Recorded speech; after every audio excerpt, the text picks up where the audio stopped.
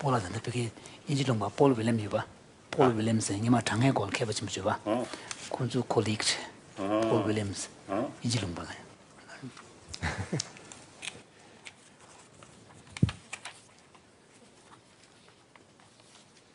Your Holiness, this morning we have been speaking about the modes of attention, but still there is not quite a clear understanding of what attention really is.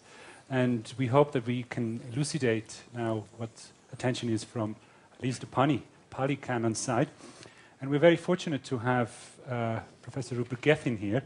He's from the University Buddhist Studies of Bristol, and he's also the president of the Pali Text Society. And he has written many articles and a wonderful book as an introduction to Buddhism, which is extremely accessible for Westerners particularly, to understand what is actually the thought of Buddhism. And I'm really excited to listen now to Rupert's presentation. Thank you. Thank you very much, Diego. It's a great honor for me to be invited and to talk to Your Holiness. I find myself in a very odd position trying to explain Buddhism to you. That is But historically, Pali is something like foundation.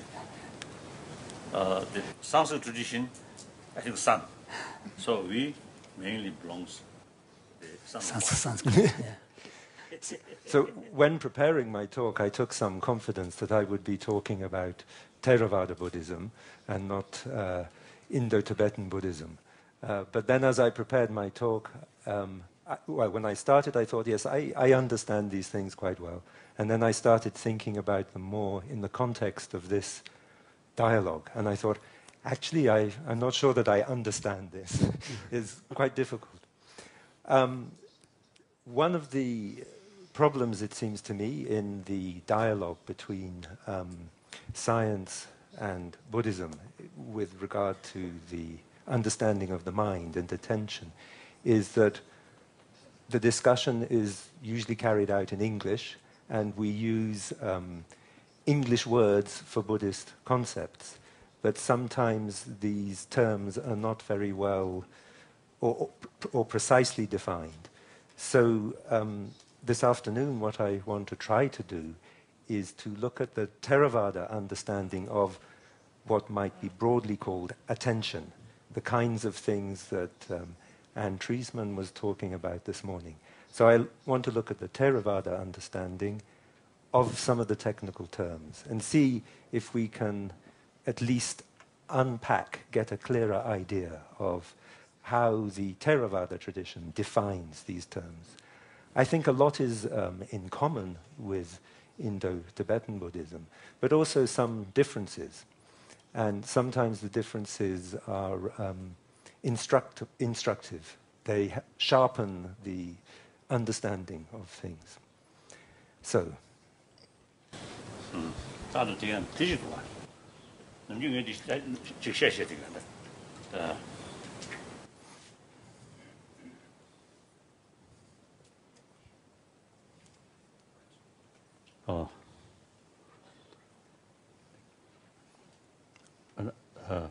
I think actually, in the reality, Indo-Tibetan Buddhist tradition, actually a combination of Sanskrit and Pali. So if we make sort of distinction, Pali tradition and Indo-Tibetan tradition, I think it may create confusion. So that, like Abhidhamma Koshakarika, mainly, the real source is Pali tradition. Except, and also you see there are Devaso Sosishung Did Yorba. That's not just Jangi Mekanshima, Devaso Shung. Also, there are texts that belong to the different sub-schools of Vaibhashika tradition. Oh. 당아주 동균 패진 때부터 조체 시기 여름마다 가자 패진 말 시설 요마마 때부터 조치 시기 여름 뒤에마다 신야 대바신다가 중들이 한데 패진 가시 여름 패진 여름 제가 이제 인간에 다 Nalanda tradition, those Nalanda master, I think they also top scholar of Pali. And on top of that, top scholar of Sanskrit. Sarvastivada. So His Holiness' point is that although the monastic lineage that the Tibetans inherited is that of Sarvastivada tradition, but within the texts that are studied, there are also texts that belong to the other sub-schools of Vaibhashikas, not just Sarvastivada. So Pali tradition, so into Tibetan tradition, Yes. Pali tradition included. Yes. So that the Yawachet. Anyway, what the definitions that I will talk about today come only from Theravada Pali texts. That's right. Okay. That's right. Okay. So just to give a quick outline of what I will talk about. So first of all, I'm going to talk about the mental factors involved in simple awareness according to Theravada Buddhism, these Chaitasakas.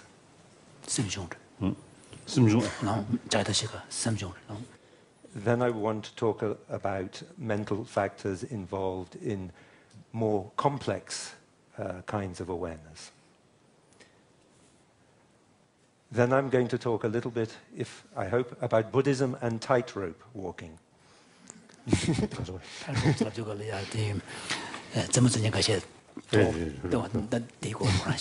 will explain later, yeah. Yeah. And maybe then I will talk about 4 courses of awareness as they are understood in Theravada Buddhism. This will become clearer later. And finally, maybe a little bit about Buddhism and map making maps. Would you explain what you mean by map making? How to make a map of when we go out in a city or in a country we don't know, we need a map. And in a way, I think the Buddhist understanding, maybe even the scientific understanding, is a bit like a map of the mind. Yeah. Right. So, first of all, simple awareness. So, the most simple kind of awareness that there is, according to Theravada Buddhism, has this name citta. So, citta is defined very simply as consciousness of an object. That's all that seems to be said. But as in the Vaibhashika tradition, this consciousness of an object cannot occur in isolation. It always occurs with other mental factors. Yeah. Siri.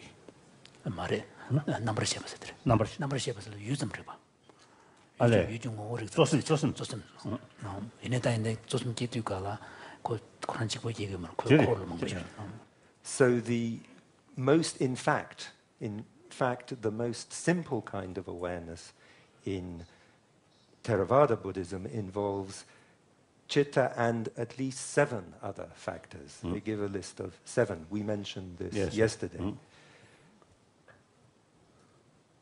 So the factors are quite familiar. In fact, all of them are mentioned in Sarvastivada sources, but not all of them are considered universal to all consciousness. So the factors are consciousness plus contact, pasa, sparsha, feeling, vedana, perception, sangnya, willing or volition, cetana, one-pointedness, chittaikagrata, life, jivatindriya, and then attention, we say for the moment, manaskara. So how does the tradition define jiva indriya? Jiva. This was one of the ones that I was not going to talk about. A difficult question for me. I think it is simply a mental counterpart to the physical counterpart. So some kind of matter has to have jivatindriya. In the Theravada system, they also say that the mind needs jivatindriya to be alive in some way. That is, so it is what makes consciousness alive. Yeah, okay. It sustains it. This is the son change. Maria Tanashimida. Son change. And says Carson, sorry,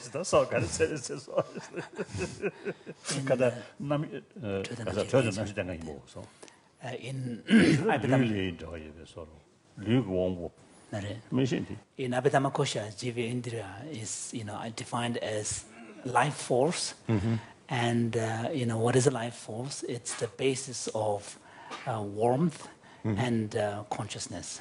Okay. His Holiness said it's very vague and quite circular.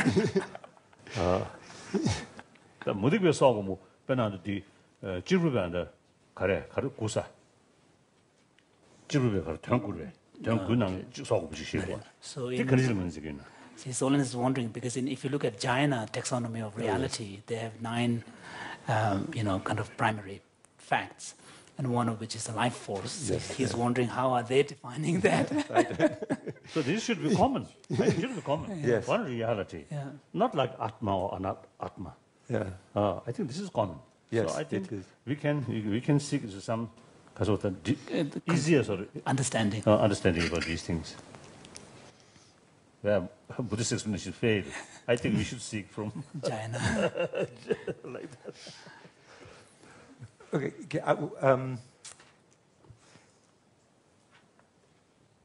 So, although there are 8 qualities involved in the most simple kind of awareness, chitta plus the 7, I want to focus on just 4 of them, because it seems to me that these are very relevant to the kind of discussion we had this morning. So I have already said something about chitta. It is just this bare consciousness of an object. It's nothing else. But it needs these other factors in order to fully be conscious. So I want to talk about this one. 진짜 조선을 지금. 조선을 근데 유리보다 남시 유리보다 좀 세죠. 유점 리바. 조 유기 개발을 무슨 중세 뒤서 지금 작업. 유점 리바. 쉐바타라 기억이 좀 말봐. 쉐바타다 알다 조선 배워 봐. 진짜 세리 좀 라비는 쉐바타라 기억을 봐. 네 말. 말해. 뒤 간다. 저리서 신도 수준 있으셔. 어떻다 그래. So I'm going to talk about perception now, one-pointedness, and attention, these ones, their definition. So the first one, perception. So this is how it is sanya. So this is how it is defined in the Theravada text. It says it has the characteristic of perceiving. Not very helpful.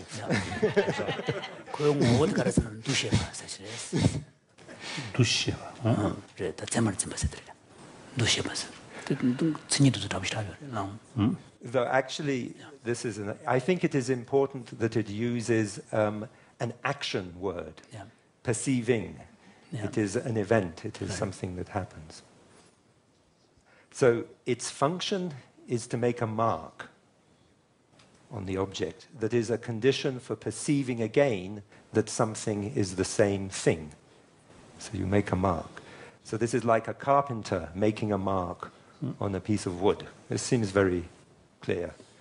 And it manifests by producing the idea, the sanya, that corresponds to the mark that has been observed. So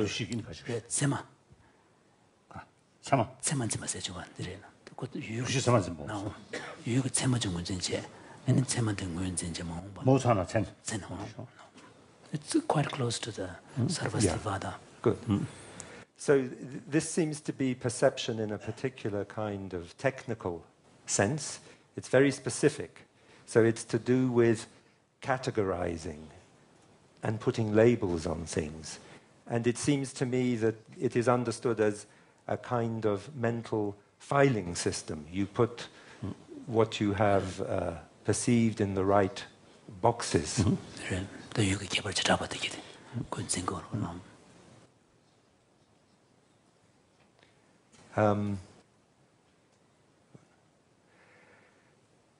The fact that it is to do with making a mark means that it is clearly important for the Theravada understanding of how memory works, since memory is also a matter of recognizing things and recalling things and comparing present experience with past experience. So it's very important for memory, this category of sanya.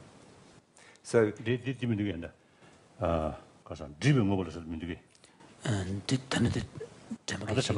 memory. So here, memory, you're talking about sati? No.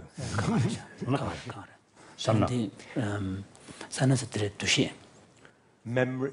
This is a difference, I think, between Theravada and Vaibhashika, Sarvastivada, that they put much more emphasis on sanya as to do with memory. In the Pali tradition, sati, smriti, is exclusively kusala, wholesome. I will talk about this.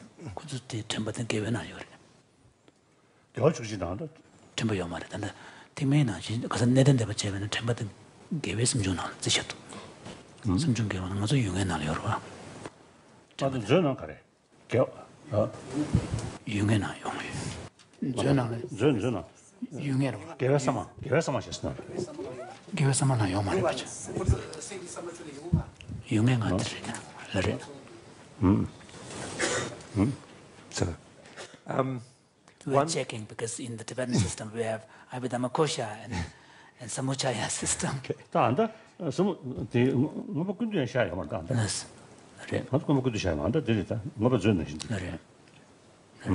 So here, the Abhidhammakosha perspective may be more relevant. Yeah. So it's also important to understand that from the Theravada perspective, and I think probably from the Sarvastivada perspective as well, sanjñā doesn't necessarily perceive what is there. It can get things wrong. So this is an example given in the text. When young animals look at a scarecrow is clear?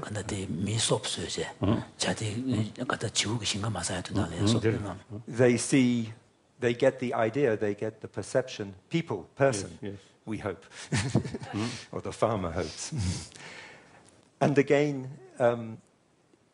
1 year from now, when I try to recall what happened here, I will maybe have a different sanya from other people. So sanya can be quite different. It doesn't correspond to reality, as it were, necessarily. Because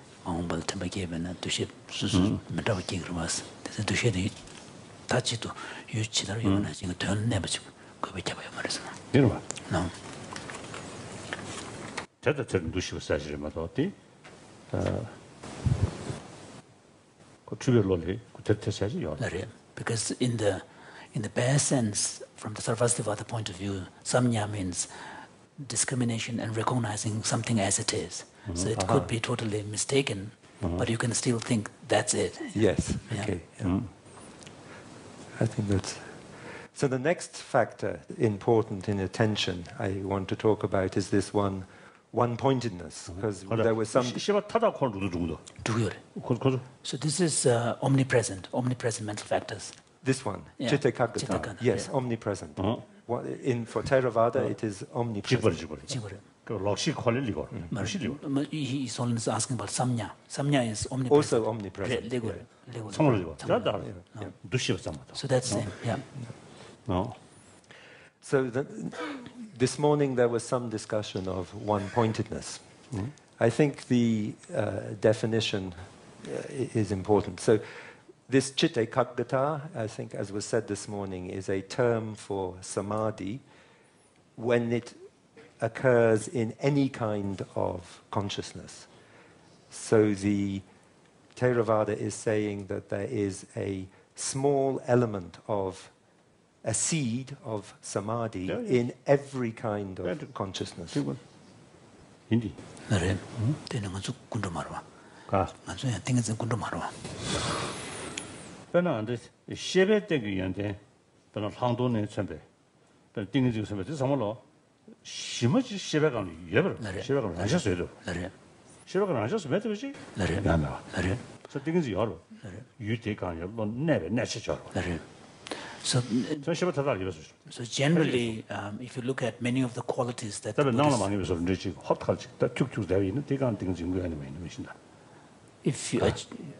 generally the Buddhist perspective is that if you look at many of the qualities that the meditators are cultivating, whether it is single-pointedness of the mind or vipassana, these are qualities that arise from natural faculties that remain in the form of seed, naturally present in all of us.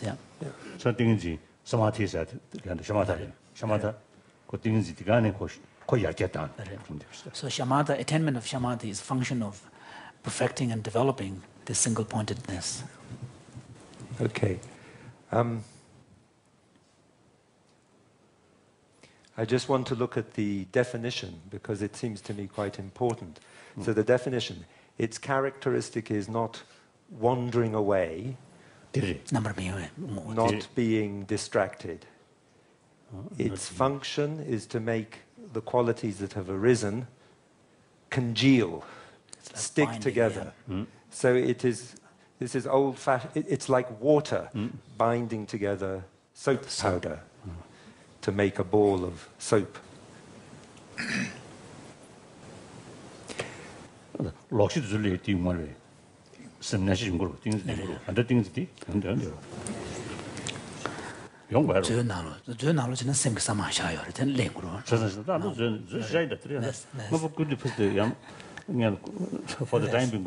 So even in the case of, say, a distorted awareness, one would expect some degree of this chitta eka gata. Yes. Yeah. For the Theravada. For the Theravada. Yeah.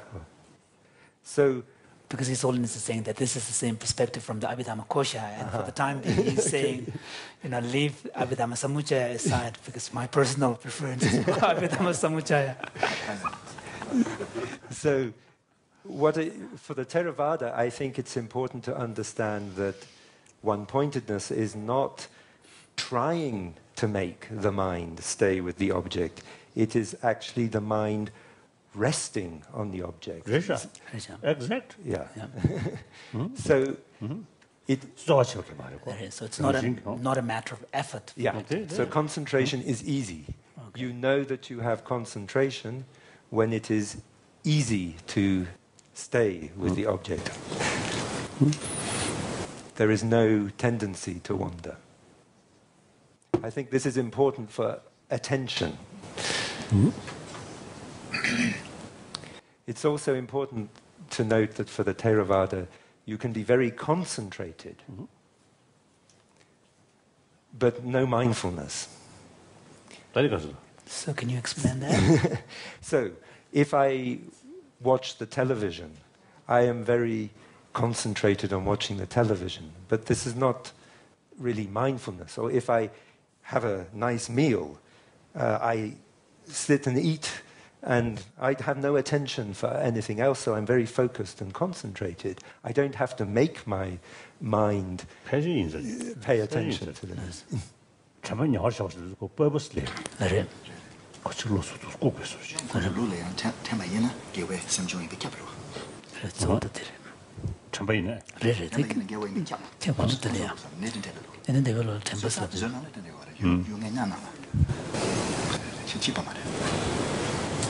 안도 정말 영어를 샤고서야 저버지다 지정 저버 가갔다. 말아 그런 줄 알아야 심중 집에 갑때 템벌이야 개원 비켜버려. 아네. 근데 템베 신이 나올다 맛이 그런 데지 되게 들다 봐요 되나 저기도 봐. 봐요 못한데. 봐요 개버려 봐. 거기 봐요 가서. 봐요. 개회서만 봐요. 다다. 템베 신이 샤도 산에 파치 양다베 템바. 양다베 템바. 어디 양다베 템바. 근데 양다베 템바당 공주 센진이 교배. 템바 치파래. 템바 얘는 개원이 비켜봐. 지선 템바 얘는 양다 배 템바 던지 바래. 아니 민주가 진짜 잡아야 되겠다. So His Holiness is Someone is wondering, yeah, what about people who seem to be very focused and mindful in what they're doing, wrongdoing. and maybe destructive. completely destructive in a destructive activity? Would you say there is no mindfulness there? For the Theravada, For the they have to say that it is not real mindfulness. Yeah, There 양다가 is 잘못을 그치. they say strong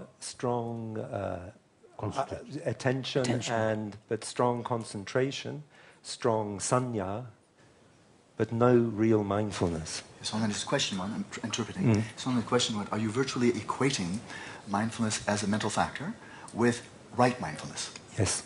지버리지. 양다 배 Good. So this is for Theravada. Must be. 또 뭐면 주신다 저거. 왜? 말이. 뭐 뭐 주신 배 셈이 템바 삼아. 유행하러. 셈그 사마래. 원래. 장말랭으로. 할래.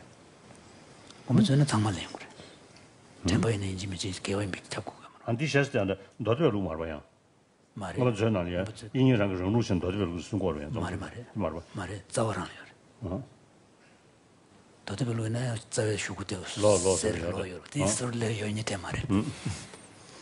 His Holiness is wondering whether, in the Abhidhamma Kosha system, if mindfulness, smriti, is listed as a universal, omnipresent, I think then so. that would imply that it's not virtuous. Yeah. So His Holiness is wondering whether that is really the Vaibhashika position or Vasubandhu's own position, where he is presenting Sotrantika.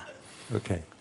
But my suggestion was that he was presenting Vaibhashika faithful, because otherwise he would have something at the end saying that's what they say, or they claim, or they assert. He always kind of indicates that. So, okay.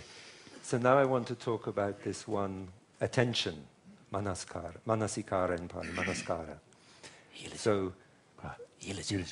So manasikara makes the mind unlike the previous mind.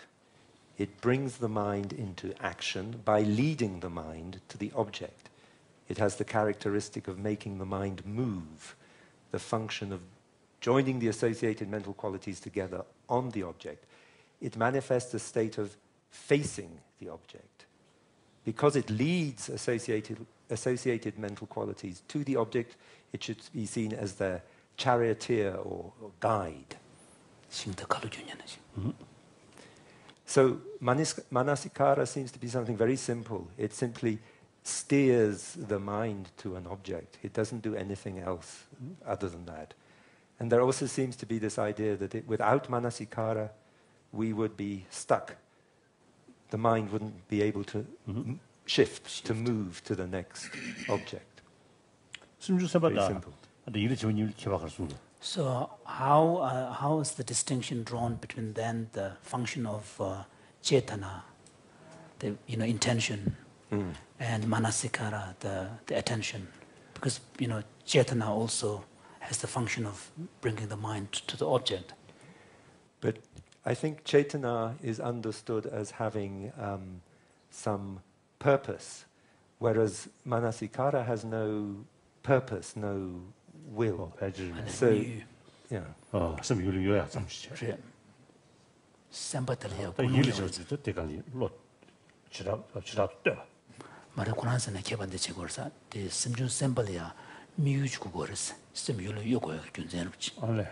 And manasikara the sim yolo yo zam chele kada koyo korto jube sim jushin that yolo yoro chinyerbi ko de kalo junyeru chagores.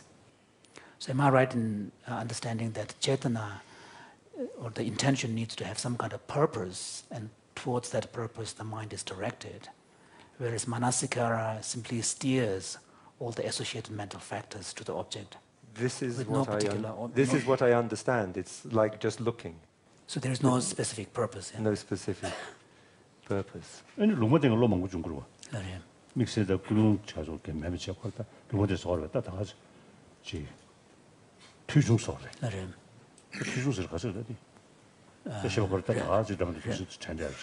So what about purpose? So what about very natural cognitive activities that just seem to pop up, where there is no deliberate intention?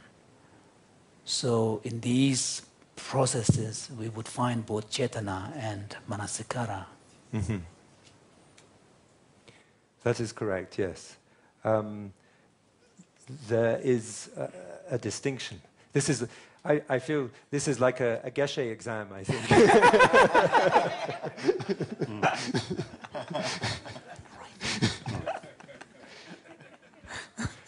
I have a horrible feeling I may fail.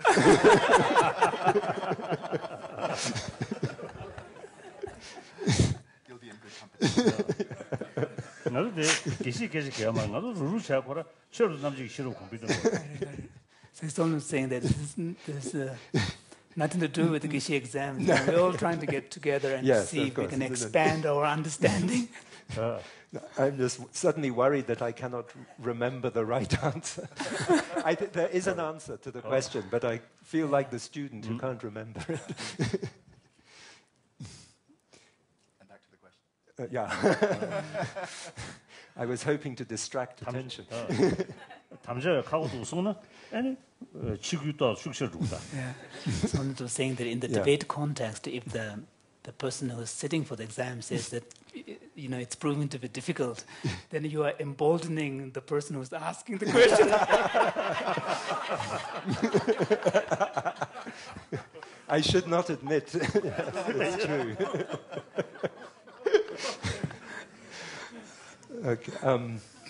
Okay. Yes.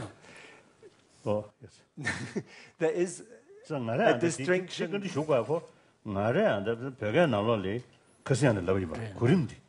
나도 서도 삼번 두시디. 나도 뭐 근데 난 그림디 시해 주잖아요. 그 그림 재미도 삼점. 무슨 얘기 녀선 아직 통수. 다 내가지 녀선이 과연 지금이야. 디마 그로시 사고 싶어. 자, 뒤에 직사변으로 시해. 또 사람 삼도 저는 토마 샘바티기 샘유를 요치하지. 다들네 그 미국을 치라도 그게 봐 때버리지니 일적인 날. 아니 뒤에 버리지. 되네다. 사실 두시 들리면로. 아니 소화시고 싶고 이런 게 일산네. 그냥 나는 날 뒤지 안돼 가서 그래. 지금 증대요 왔다. 나를 진짜 신비가 그러시고. 저장에 그냥 그러셔야 된다. So the reason why is, to give a little background. Yeah. Solon was saying that when he has been exposed with the Abhidhamma Samuchaya's listing of the 5 omnipresent factors, putting feeling as the first one. In the list, so is the first one.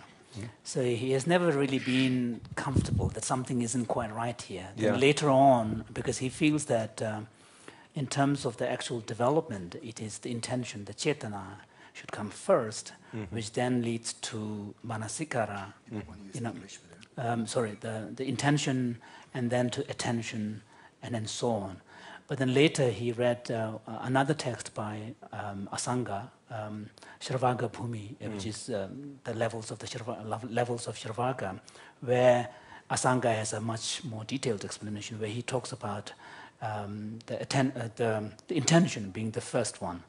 And then, intention is the one factor that turns the mind to the object, and manasikara, or attention, selects from the field of experience what one wants to attend to, and then comes the perception or discrimination, and then which then leads to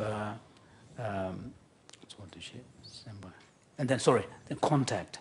And then contact leads to the feeling. So which His Holiness feels is a kind of phenomenologically a kind of a more easy, more understandable kind of a sequence. So because he's still quite unsettled, so that's why he's asking you these very probing, specific questions. Yeah. No, it is. Yes.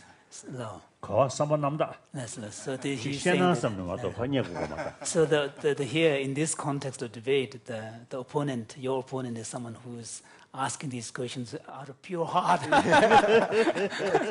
wanting to learn something. I think the Theravada makes a distinction between Chaitana that is more active, that is really active, and Chaitana that is somehow almost dormant. It is still there. So Chaitana is Sempa. Is more like the kind of director. I think one one simile, if I remember correctly, for manasikara is it's like a rudder. I need to interject. Yeah. To include all the scientists, we're asking for them to have a very steep learning curve here. Yeah. But if you can keep with the English, because you've made one-on-one translations, that's Manasikara and Chet and so forth. If you can use the English, I think it will be helpful for everybody. Sorry. Yeah. So Chetana is volition or intention, as you wish. Volition or intention can be more active and can be almost dormant. So in the dormant state, it is not really, it's taking a back seat. It only, so it, sembatele chedu kunun debe sembata ya chedu kunuma debe semba ya palanye sorji ni yimji tangi ores sa sheba mangbolia semba slapti yimji ko pige kunun kcho ko kuis mare it is the lalia sembele the sembele ni shegro la kongaso. So in connection with chetana, the intention, there's a discussion in the Sarvastivada of karma, which are in the form of chetana, intention, and then the intended karma. Are these distinctions drawn in the Theravada tradition as well? So that is sembele sembade kare. And the simju semba the shegro. Larim. So da and kudunga nange and semba shadia dida laini shere kedu sembele semba ni de cheka. So you want to bring this up? Sure. There's within karma, there's a very important distinction in this tradition anyway, the Indo-Tibetan, between voluntary and involuntary behavior, action.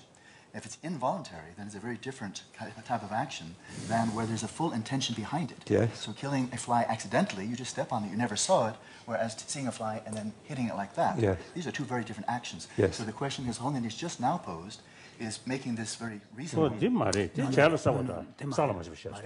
My mistake. Sorry. Mare. Sembele. Lunga lela. Sembele da. Oh, 가서 봐. 가서다. 바다 lunga 레진 제용에게. 토메스 굴룽 내려. 심주 The 삼바티샤. distinction is drawn between karma in the form of an intention, which leads to the action, and the intended karmic act.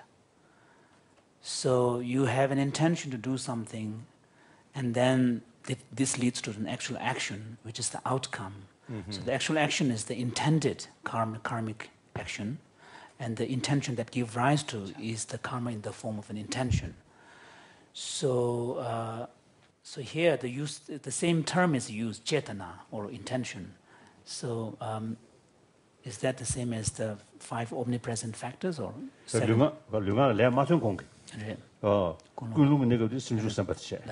나중에 lunga le matun 사벨레스. No, it is no. 다도 수진이 쉬고 다는데 잠을로 텐유로 인자로.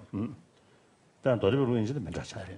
자, 드린 비자네 딘자도 심주 삼바티 lunga le 댕해지로. 코 드라면 레면도 와. Because here, in the context of karma, then it's not a dormant intention, because it is leading to an actual physical and verbal act. Yeah.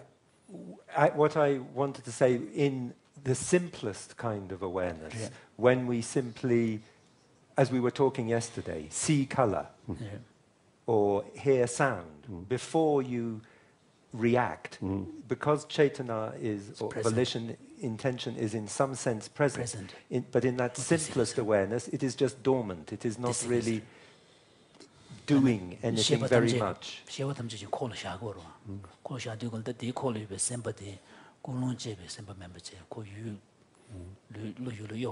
선배들이 선배들이 일을 시작하고 그러다.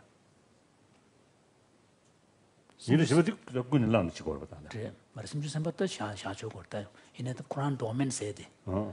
야, 맞아. 심주 선배도 그걸 두서 도면 가서 말 잡아야 말해. 누가 맞으면 알아요. 잡아야 말해.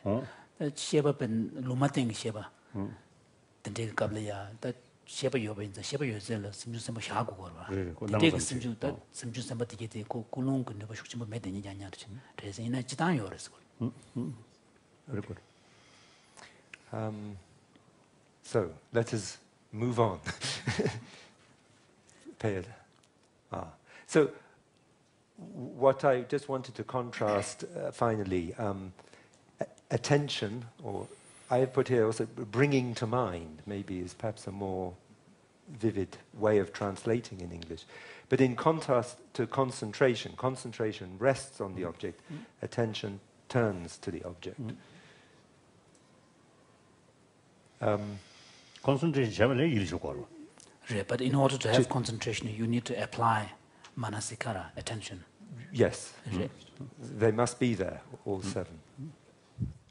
So, just as I was saying briefly, this kind of simple awareness with just the seven factors only occurs for colors, sounds, smells, tastes, right at the moment of sensory input, at that first moment. After that, there must be more than these seven. It must be more, okay?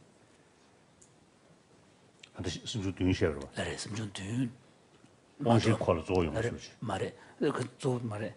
심주 탐지를 잡거라. 심 탐지를 잡거라 되네. 심주 둔점 군두점 예배기 셰바디. 아니 왕시에 끼지 당부 토멘 그 나름마다 요 말에서 나옴. 토메골로 마도 요 말이죠. 요 말에서 대주고다 심주 지선 현담 분야 볼래 그래서 나옴. So, whenever we begin to pay more attention or begin to engage with something, you have to have more factors. First of all, there are 6 listed. I give the...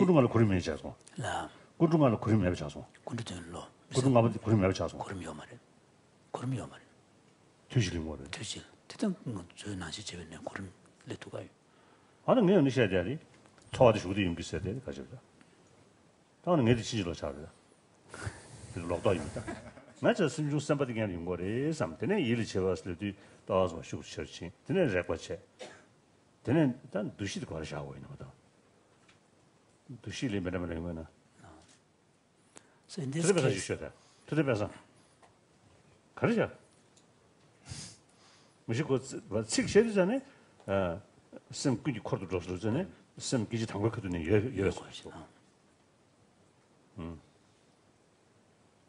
저는 틀을 남구지 입지 단지 쪽부시 부지기 돈에 누구를 하고 싶어 so 내가 충대에는 그거는 충대 제가 되게 충대는 하시고 대충하시고 걔가 다 되네 걔가 내서 지자체였어 충대는 걔가 뒤에 비켜봐라 야말다야 걔가 뒤에 충대지 충대나 뭐 응수서야지 야 충대 잠지 So, given that these are, present in all instances of very simple awareness, is the implication that they are simultaneous? Yes. The 7 mental factors are simultaneous. For the Theravada, they... So even in the Sarvastivada tradition, it seems it's simultaneous, but His Holiness was thinking that there needs to be some sequence, however brief they may be, because if you look at the 5 omnipresent factors listed, feelings, intention, then brings the manasikara, and there needs to be some sequence here. But His Holiness is saying maybe he is wrong, completely off the. I think off the mark. According to them, also seems now because my view is wrong. I'm just reporting what the tradition says. So when we try to pay more attention, more deliberately pay attention, we have factors like thinking of vitakka, examining vichara, commitment, vitarka vichara, commitment, adimoksha.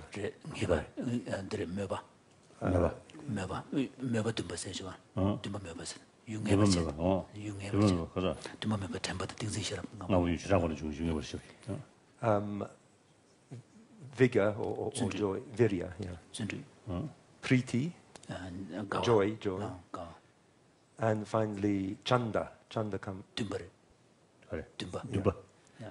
So I want to focus a little on these 2, vitakka and vichara, because they are very important in, I think, applying the mind, in attention.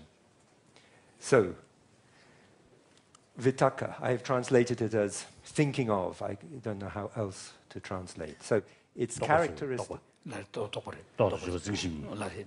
Its characteristic is to lift the mind onto the object. Its function is persistently to strike the object. It manifests as bringing the mind close to the object. This is the traditional definition. So, in contrast to manasikara, which simply seems to be the mind. 말에 만나스카라 두시에다 도번이 개발하는 지역으로서 나스. 두시에게 유리 들어봐 그 산둔지 두시마스 일제바게 유지라발 미고 송구로와 대단 도번이 임지 다나스. So in contrast, manasikara seems to be just moving, turning to the object. Vitakka is pushing the mind onto the object. Yeah, that so makes more sense. deliberate.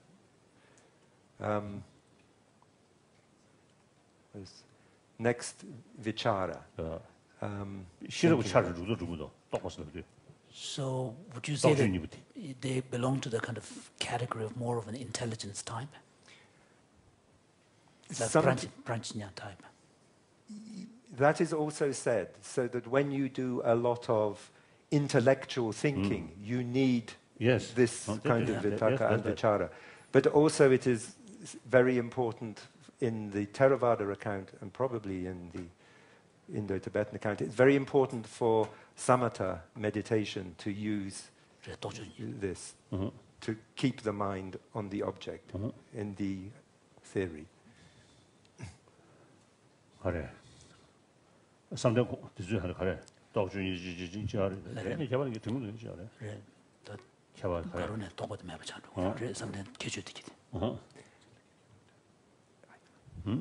Yes. So vichara is then, by means of vichara, the mind wanders over an object.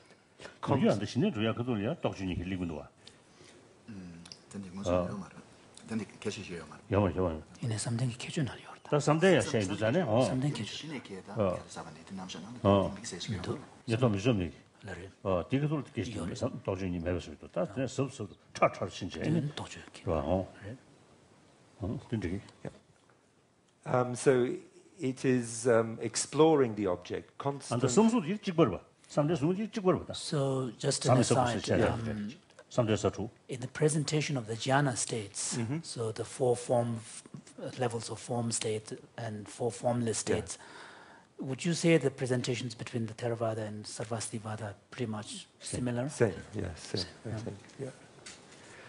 So vichara is exploring the object, wandering over it. Its characteristic is constant rubbing of the object.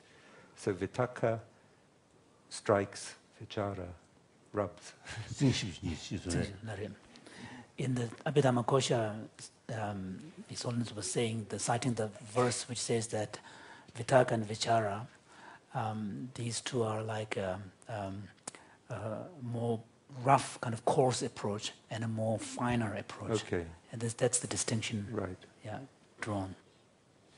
But so my conclusion or interpretation is that vichara seems to be a kind of close attention to the details of the object. So this understanding of vitakka and vichara is brought out, I think, very well by some similes that they use. So when you want to clean a pot, one hand holds it, this is vitakka, the other hand polishes. So this, or like a Yes. His Holiness is wondering whether vichara is, for vitakka, it's good enough simply to hold the object. Wouldn't there be some form of analysis, application involved? Well, yes.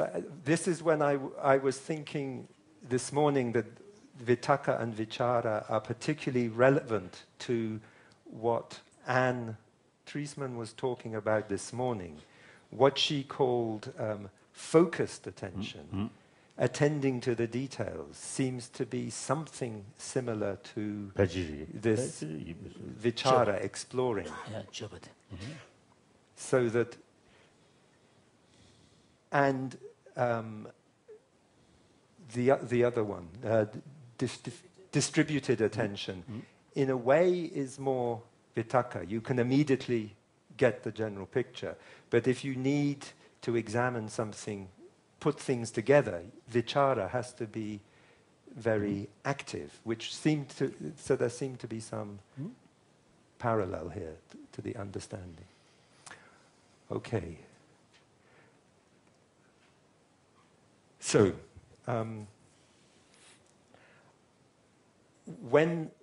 so far I have been talking about very basic, simple kinds of awareness. So, but whenever you are aware of an object, according to Theravada, the mind immediately begins to engage with the object. This is involuntary. It does it, whether you like it or not, most of the time. So the engagement with the object can be virtuous, unvirtuous, akusala, if it is motivated by attachment, aversion, or delusion. Or it is wholesome, if it is motivated by friendliness, non-attachment. wholesome, unwholesome, yeah, you couldn't go so well. Yeah. That he kissed the Udo. Chalama society. Couldn't say a marwa. To some caroma couldn't know,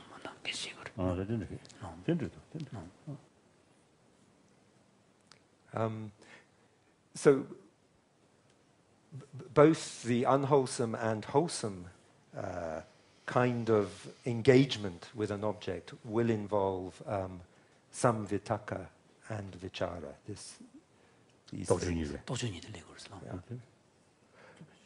But they will also involve very many other factors. So, according to the Theravada, if there is, for example, a wholesome engagement with the object, there will be 21 or 22 simultaneous. This is again in the same moment.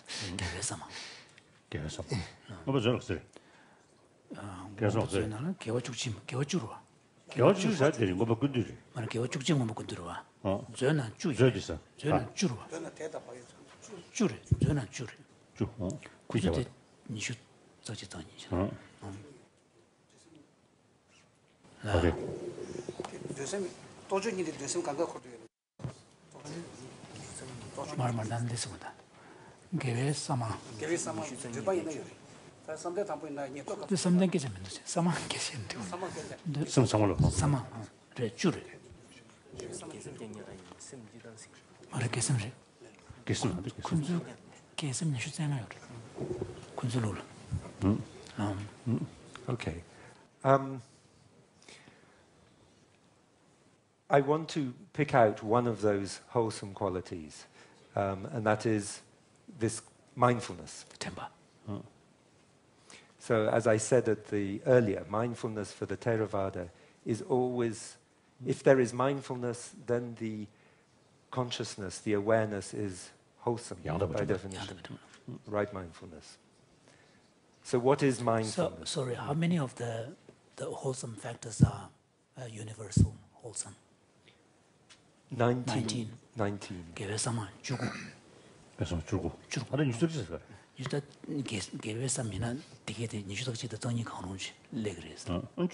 So you spoke about 21 or 22, so where does the others come in? The 7 universals. Okay. 19 are universal. Then there are other factors that may be, what did I put? Minimum of 21 or 22. Okay.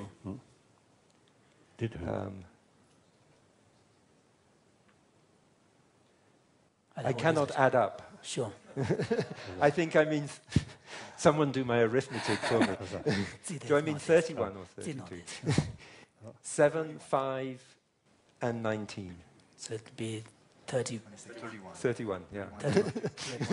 Sunju Sojin, Suni Kamuch, the Gave some Juguche, Dingal Kunduche, any kind of Yungan much Legua. 또 되게 그룹의 유닛들이 배제하고 도와. 다한테 계속만 죽으디 남주한테 그소리. Juna Jure. 겨 죽지 강을 때 개박하도. 저 주간 개박하도. 저기. So this may be going off a little bit of tangent, but His Holiness is slightly worried that in getting into this kind of detail Buddhist discourse, some of you might be feeling a little bored.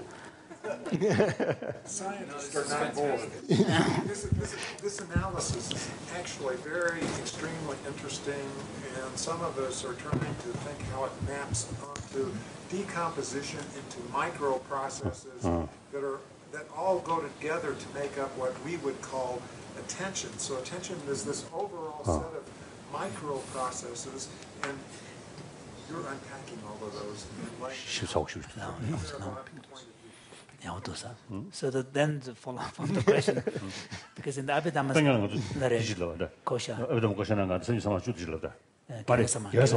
so in the Abhidhamma Kosha system, there are 10 universal wholesome factors. Yeah.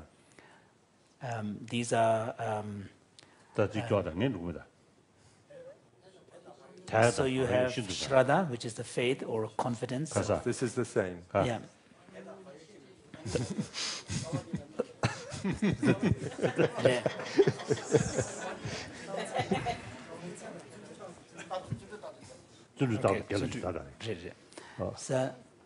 So these are Shraddha, faith or confidence, heedfulness, which is aparamada, Shindujang. So then you have Shinjang, which is the, how do you translate it? Pliancy. Or pliancy or tranquility. This is, which is, what is the Sanskrit term for that? Prashapta. And then equanimity, upeksha. And then mota, hiri, the sense of shame.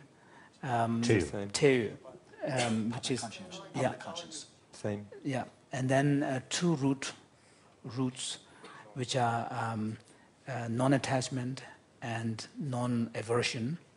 Same. Non-harming. Yeah. And then virya. So these are the 10. So His Holiness is wondering what more is there on the Theravada list. No, 9. No. I will. Just 9, huh? 19. So I mean 19 means on the top of 10. Which Abhidhamma mentioned. I have Actually, I will say more a bit later, the full list. Right, good. I wanted to say something about mindfulness because this word is used so much. And the more I think about it, I'm not sure that I really know what it means. You mean the English term? The English term, and even, if I am honest, I'm not sure that I fully understand the Theravada Buddhist understanding. So, but I will want to give some features that are brought out. So the first thing is simple. It is remembering in the sense of not forgetting or not losing the object.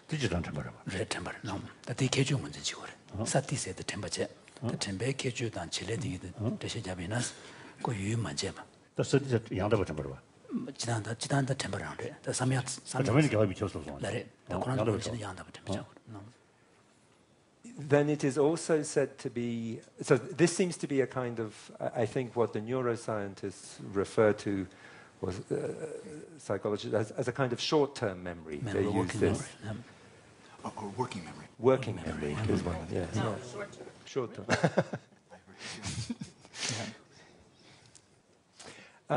The other characteristic that is brought out, it is not bobbing about, not floating on the surface of the object.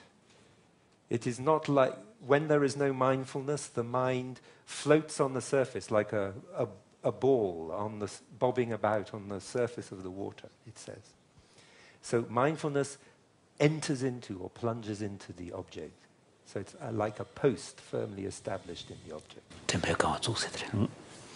The other very important feature of mindfulness is guarding. It's a doorkeeper, gatekeeper. So it stands guards at a gate of the senses, and it makes sure that, in the Theravada case here, unwholesome qualities do not enter. It stops them. They can't come in unnoticed. 말다. 해주. 만주는 해주. 바요되는 창고래. 가. 개주 순버때 만주는 집에는 바요 개주로. 왕배운 권도미인데 바요로 와. 레니게 임제 신제 왕배운 권도미 아니 룡하게 잡아대.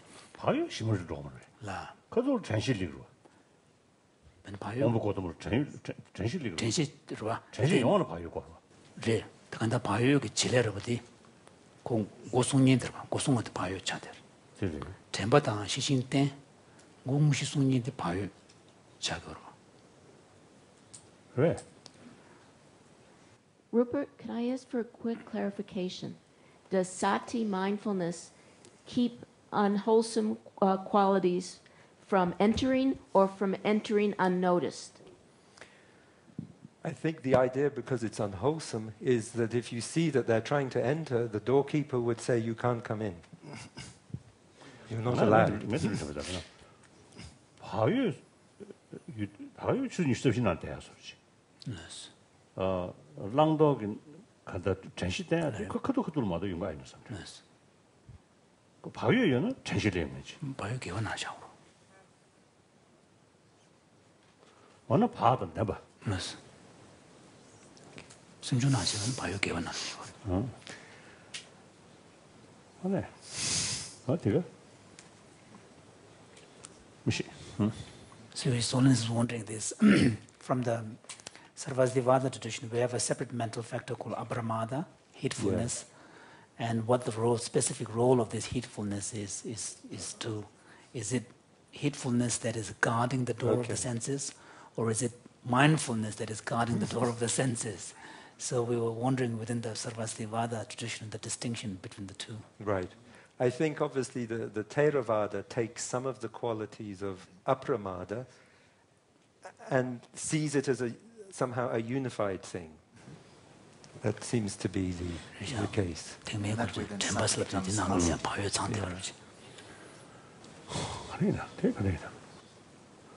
봐도 내가 내스. 샤리나 거다 나 결혼인 삼배. 다음에 결혼인 삼배 되게 참바지가 소리 거다. 다 밀는 수저로 나 결혼인 삼배 되게 아래 오늘 그 전시 되게 바요 레벨. 네. 전시가 바요 된 거래. 그래? 만게 돼서 배제 키우. 다 오도 다이다. 리벌 레벨 능류 당사.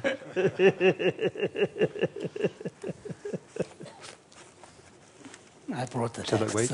No, I was just trying to figure out what is the sequence between application of mindfulness and abramada in the Sarvastivada tradition, whether it is abramada, the heedfulness that is leading to mindfulness, or whether it's the mindfulness that is leading to heedfulness. 배우셔야는다. 배우셔야는데 고법배배 거두다, 칼라세배 거두다, 니녀배 거두다, 직계시배 거두 있네. 그도 전시 수수 된 거. 나린. 다 ben 가서 그래. ben 칼라세배 거두. 짜자미 저도 후금이 저도 부금이 저도 센다. 뒤 전부 수수 된 거. 나린. 봐. 뒤 심을 놓고 나 결혼해서 바이오디아는 뒤를 거. 나린. 아 가시는 지삼 텔레비는 뒤고 뭐. 나린. 저는 전시 내야 그래 바이오가 내고. 나는 바이오 계셨으면 좀. 바이오 찌르 켜들어서 시차. 그래서 통도. 시차 제소리잖아. So in the 그 case of a monastic, 바이오스도 저 지라고 지랑도 계시 매체. 그걸 그도 있는 직도 하지. 가서 뒤가서 인진 시시로다. vigilance 소리잖아. 맞았지. Careful 소리잖아. 또 있었지 돼. Very cautious. cautious. So in the context of monastic practice, monks are supposed to act in a particular way, and when they're eating, not to make so much noise and slurping and all of this. So in the actual moment-to-moment activity, there seems to be a demand for a certain level of awareness and mindfulness of what you're doing. But it's also saying, in order for that kind of very sharp kind of alert mindfulness to be and awareness to be there needs to be a basic level of heedfulness, which takes into account the sense that he or she is a monastic member and I'm not supposed to do this. So His Holiness feels that heedfulness, apramada, is not really specific to any particular context. It's more of a diffused sense of, overall sense of cautiousness, which gives you this sense of consciousness. Or conscientiousness, I think, really is close to it.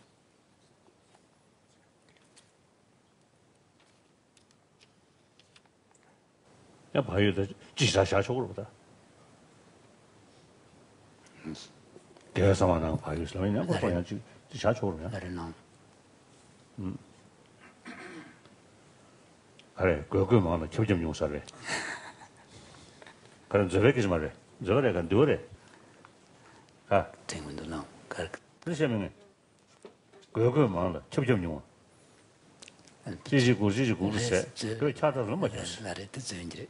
아, 저 이제는 저 도주지. 지도야 그것도 되시죠. There's a kind of a slightly pejorative expression which sort of reflects the attitude of overall Tibetan Buddhist scholars towards Abhidhamma. It's the same all over the world. And it says that this is a system where it says you need this and you need that, but if you push, there doesn't seem to be real entailment. I'm going to jump a little bit to my one conclusion, that it seems to me that mindfulness in Theravada is understood as a kind of presence of mind. That when there is mindfulness, you know how to act appropriately. So it's a kind of presence of mind, seems to actually be a better translation.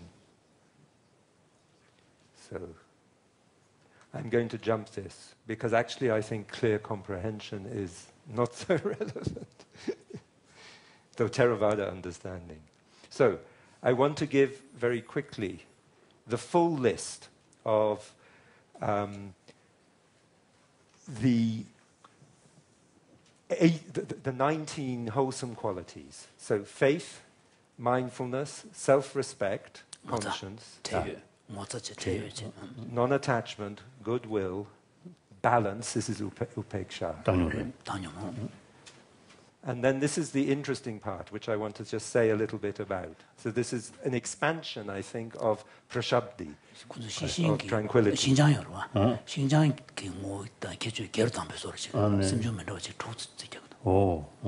So it says in every wholesome state of mind, there is mindfulness. And then there are these 6 pairs, tranquility of body and tranquility of mind. Lightness of... Lightness of body.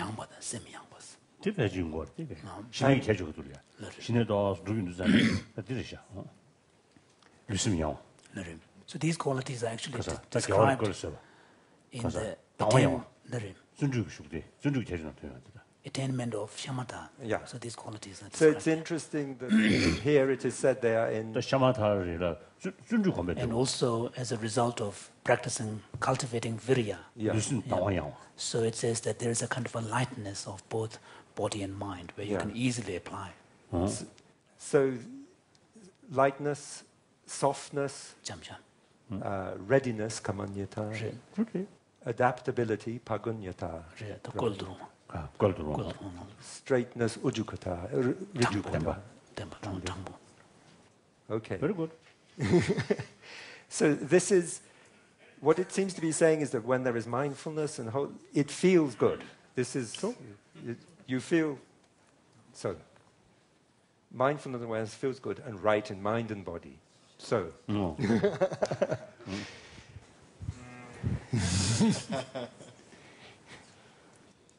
So on the 7th of August in 1974, this Frenchman, Philippe Petit, he walked on a wire strung between the Twin Towers in New York City at a height of 1,368 feet above the ground, no net. And he was on this wire for about 40 minutes. 14. 40. 40. Yeah. So, what it seems to me, I want to suggest, having thought about this, the science, I think David yesterday applied a scientific model to Buddhist meditation. Here I think we can apply a Buddhist model to some ordinary activity. Well, not quite ordinary. But Non-Buddhist. a non-Buddhist. So, now you can see a broader view. What it seems to me is that to do this, this man must have developed perfect mindfulness and concentration and in balance. True. If he becomes, and it also illustrates something about concentration and mindfulness, if he becomes too concentrated, so if he loses concentration and starts thinking, oh, I'm on a wire 1,000 feet in the air, if I make a mistake now, I will fall and die, he will become frightened and he will wobble and he will finish. If he becomes too concentrated on what his feet are doing and too focused, then if the wind changes and the wire moves, he will not be able to balance. But the most interesting thing, so he needs this presence of mind to do this. One of the interesting things I find about this, and when he talked about it afterwards, he said when he was here, he was not frightened at all. He's smiling. It's a man, yeah, sorry. 70s. French. French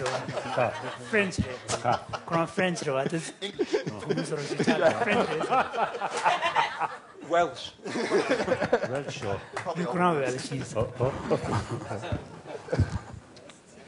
Is this okay still? Yeah, you're fine. Okay. Sorry. Do a smile.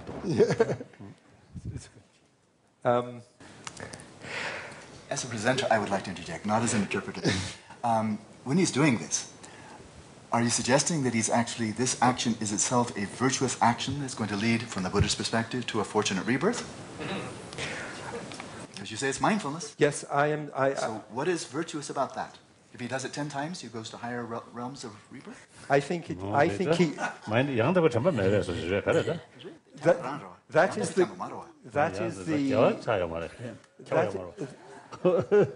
is the implication of what I'm saying. And Okay. I am happy, personally, with that implication. I think this is a kind of mindfulness of body, a kind of samadhi, almost.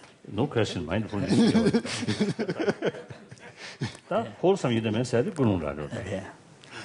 Holiness, that it's very mindful is for sure. Whether it's wholesome in the Buddhist sense, His Holiness feels would depend on the motivation. Okay, I'm not saying. I don't want to say. My understanding would be from the Theravada analysis. In that moment, there must be some wholesomeness. After he is finished, I don't know.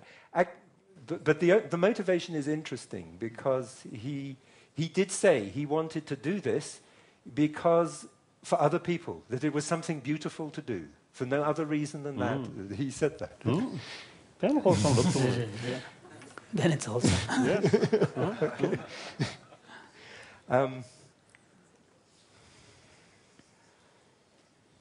Well, I wanted to say something about this because it relates to what I think Anne talked about this morning. According to the Theravada understanding of being aware of an object, there are different courses. So you can be aware of an object and fully engage with it, or sometimes you don't fully engage. So this is the first course. When an object comes into view or is present, you turn to the sense door. This is the initial turning. Then you see or hear or smell or taste. This is very simple awareness of the sense object. You then begin to process the data. According to the tradition, this needs a little vitaka and vichara, but only vitaka vichara. It is not wholesome or unwholesome, this part. You then engage with the object. And this area, when you engage with the object, it will either be kusala or akusala. It must be one of the two. Gimme. Finally, you register the object in some way. You note the object. And they give a simile, which I think makes it clear. So a man sleeps beneath a mango tree. The wind disturbs the branches. A mango falls, and he is disturbed. So this is just turning to the sense door. The man opens his eyes and sees the mango. So this is the basic seeing, the basic sense data. He then picks up the mango, presses it, smells it, and decides that it's tasty, ready to eat. So this is just beginning to process the data. Still quite simple awareness. He then eats. This is wholesome or unwholesome engagement with the object. And then he, tasty. That was a good mango. This is registering the object. But every mental state has to be either wholesome or unwholesome. There's no ethically neutral. At this stage. Oh, but there is on other occasions. No. Everything up to here is not Ethically neutral then. is ethically neutral. Everything up to the point of gauging with the object. And even after...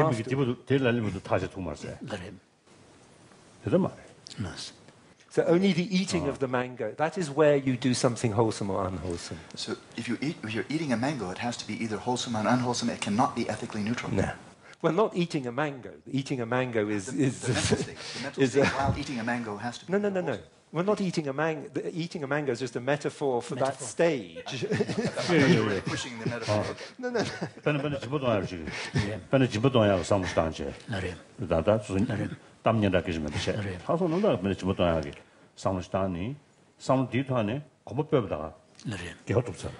For example, Rupert,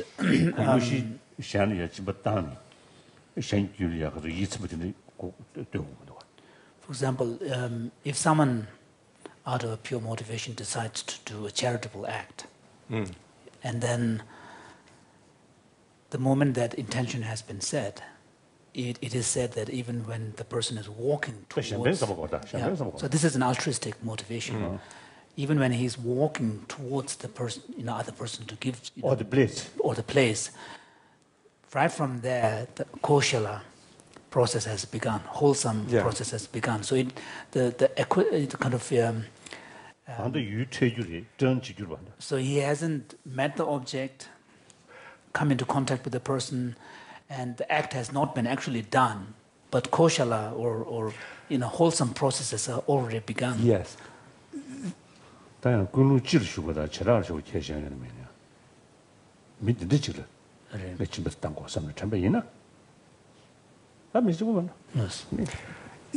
But this is a metaphor, a simile for something that happens very fast. This is not a simile for a full course of action.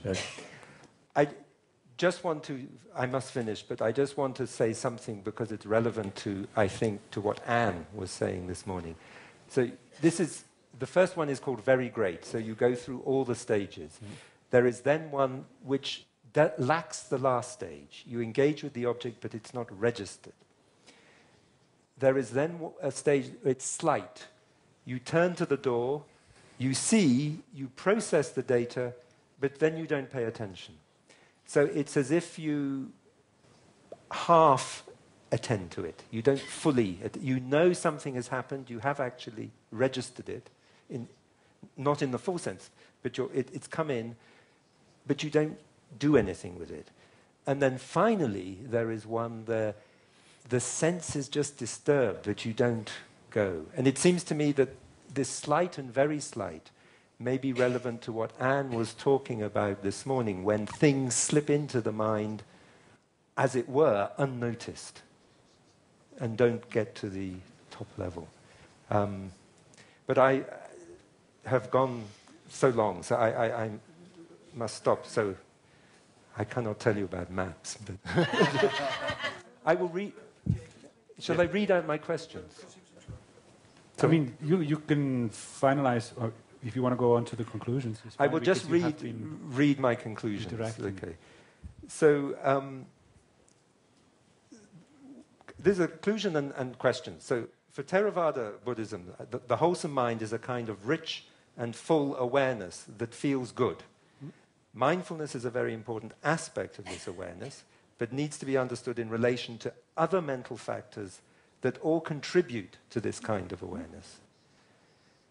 Now, this is a question we've partially already raised. So if tightrope walking develops mindfulness and concentration, is there any difference between it and traditional forms of Buddhist meditation? Could it be a form of Buddhist meditation?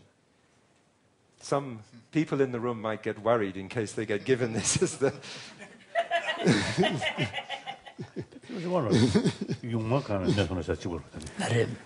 In fact, there is a beautiful, similar analogy in Shantideva's text. Yeah, it's actually taken from a sutra where describing the quality of the alertness of mindfulness and awareness. And there was the analogy is a prisoner who has been made to carry a pot full of sesame oil on his head and has to walk towards a particular destination, and next to him is a guy who's holding a sword, ready to strike, chop his head off if he spills even a drop. Yes, yeah. So, very close. That's right. Then I had a general philosophical question. So, are Buddhists and scientists both producing what are maps or models of the mind? Is there a danger that we take our maps too seriously, that we forget that they are just maps and mistake them for reality? Correct. Do you understand?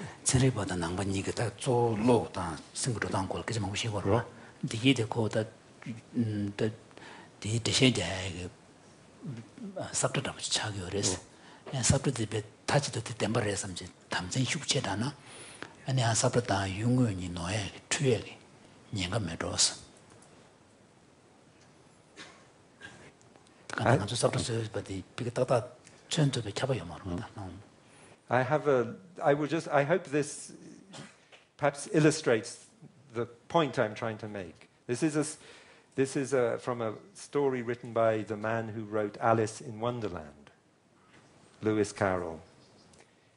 So this is a quotation. What a useful thing a pocket map is, I remarked. That's another thing we've learned from your nation, said mein Herr. Map making. But we've carried it much further than you. What do you consider the largest map that would be really useful? About 6 inches to the mile. Only 6 inches? Exclaimed mein Herr. We very soon got to 6 yards to the mile. Then we tried 100 yards to the mile. And then came the grandest idea of all. We actually made a map of the country on the scale of a mile to the mile. Have you used it much? I inquired. It has never been spread out yet, said mein Herr. The farmers objected. They said it would cover the whole country and shut out the sunlight. So we now use the country itself as its own map. And I assure you, it does nearly as well. Sabrata. Lumbe sabrata lumbani trugena, and sabra lumba kapyagena. Pam nugris. Okay. So there I will. Wonderful. Oh. Wonderful. Thank you.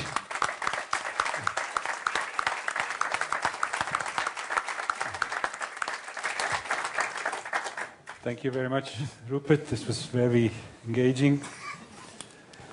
Thank you. And I think even quite enlightening to a certain extent that we know that even within the Buddhist context, there's not a clear understanding what it actually means, mindfulness. But we should just be very careful, I take at least that, from using terms when we're not quite clear what they mean. And we have had a wonderful presentation of really paving the map without putting it over everything. So,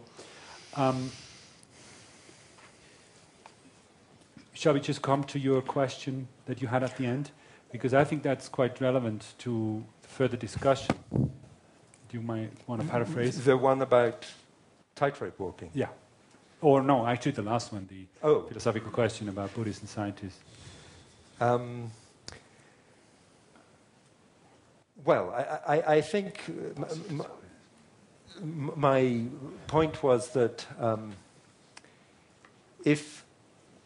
when we are comparing science, the scientific understanding of the world and of the mind, the way the mind works, and the Buddhist understanding of the way the mind works, I'm wondering sometimes exactly what the intention is, the end product is. Obviously, we sharpen our understanding. Do you need to translate? No, it's fine. But are we trying to produce a super map? So we combine the Buddhist understanding with the scientific understanding, and we get more and more detail. And is there some danger that if we put more and more on the map, that the map stops to being useful? Because actually, sometimes a simple map is more useful, more practical than a map that has everything on it.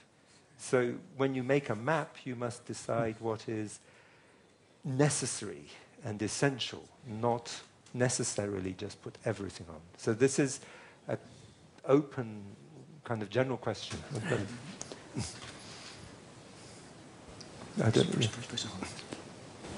Nothing to say? I'd like to raise a point with Anne and with you, because you made a very brief comment, Anne, for which you didn't have time to elaborate yesterday, and that is the difference between first person and third person is actually, you felt, primarily an issue of how you're using it. I think you were near, yes? But what I understood you to say is that the primary difference is in the way you're using the data. Oh, thank you. Thank you. With that in mind, and you've just said, the practical use, I would like to put a question to both of you. My understanding of the Buddhist ideal is that for all of the details that we get into in Abhidhamma and so forth, finally we should find some practical application for alleviating suffering, finding happiness, purifying the mind of mental afflictions. That if it has no relevance, I think it's really quite distant from the fundamental motivation of Buddhism. And so when we ask in the Buddhist context, is it practical? We're saying we have all of this model, these maps of all these mental functions, and what are we going to use them for in your meditation, in the purification, in your actual practice of heedfulness, mindfulness, introspection? That's the practicality of it. So the map is really an instrument to direct you to deeper experience that liberates. So if this is true, then I'm wondering, what finally is the motivation, the purpose of these maps? Is it simply in order to create a really good map? Or is it now that you've created the map, you've published your paper, now what?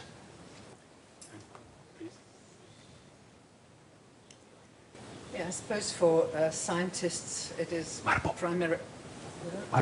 primarily curiosity. It's not on. Okay. Primarily curiosity, but we also hope very much, and it's very often confirmed, that this can be useful, for example, the neuroscience to medical applications. And it turns out in many cases that there are useful applications, developing computer programs to simulate human behavior and so on. But we don't necessarily in advance have these purposes in mind. We really, I think, speaking for myself anyway, want to understand, but the other scientists may well have other answers. David, you wanted to make a short... My comment is not about that issue. Okay. Is this on? Yeah.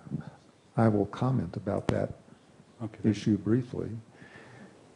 It seems to me that there is a synergy between concern over being practical, useful, beneficial, wholesome, and so forth, and concern over satisfying curiosity. you can't have the one without the other and be fully successful.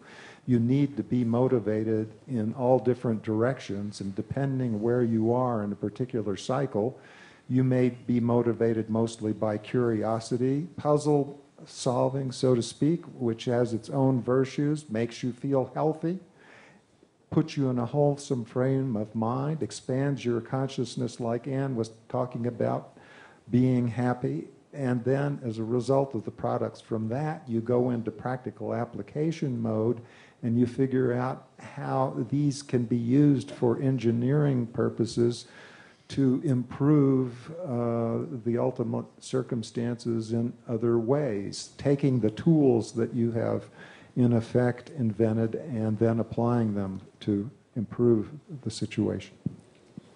Adele, please. Yeah, I wanted to come back to Rupert's question because I love the question and it didn't get addressed at all. I think there's a terrible danger of taking our maps as reality. Any of our maps are only similes or approximations, and they're never perfect. And I think there's a real danger in thinking that they're reality, because they're only are trying to understand reality, are only approximating reality, are only imperfect attempt at trying to get the whole understanding, which eludes us. We only get partly there. And so there's always some truth in the map, and there's always some error or something missing. And I think that if we start to take that as the truth, we run into dangers. And I think that's a wonderful question, and I'd love to have a little more discussion of it. Amishi? I wanted to ask Your Holiness the same question. Well, we've mentioned as scientists some of our views of the utility for us in having this conversation. Can you say a little bit more about how you think it would be useful from your point of view?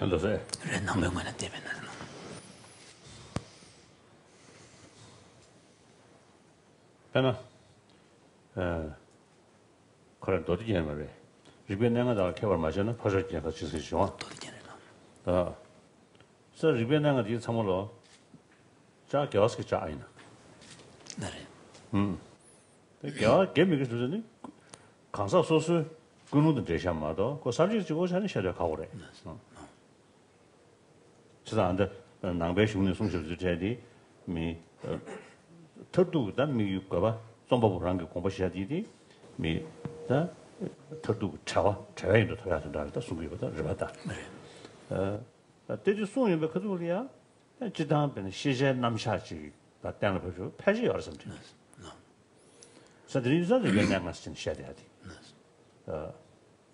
So from the Buddhist point of view, although it is true that from the point of view of the many of the authors who composed this text on mental taxonomy and so on, their ultimate aim is to really help others to lead to liberation and attainment and so on.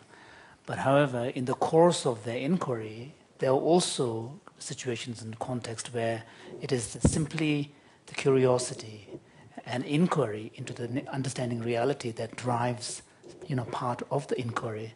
For example, in one of Maitreya's texts, Ornament of Mahayana scriptures, he says that without mastery of all 5 fields of knowledge, one can never be, fully knowledgeable.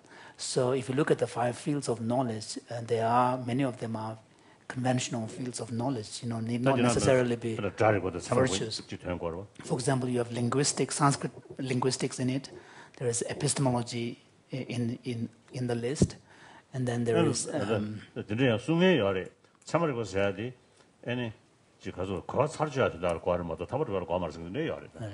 there are, in fact, even within the Buddhist tradition, some people hold the opinion that the study of epistemology is necessary only to refute other people's view. It's not necessary if your concern is only attainment of liberation.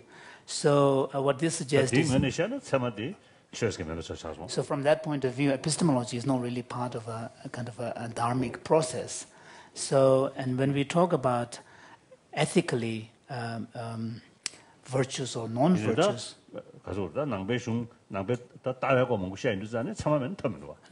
However, I mean, so having said that, if you look at many of the philosophical inquiries that are part of the Buddhist discourse, in order to really get very deeply into this, you do need to have some mastery of epistemology and how to understand, how language operates and cognitions, proceed and reasoning proceeds and so on. So without these all these sort of great master, they are monk. I think really great master or practitioner, right? But at the same time, all their texts or writing full of logic. The way of presentation of Buddhism, not through quotation, but through logic or reason. So that reasons don't love you, logic don't chamas love you. So by itself, logic or reasoning is neither virtuous nor non-virtuous. So similarly, the pursuit of Sanskrit linguistics, by itself, we cannot say it's a virtuous pursuit or non-virtuous pursuit. The science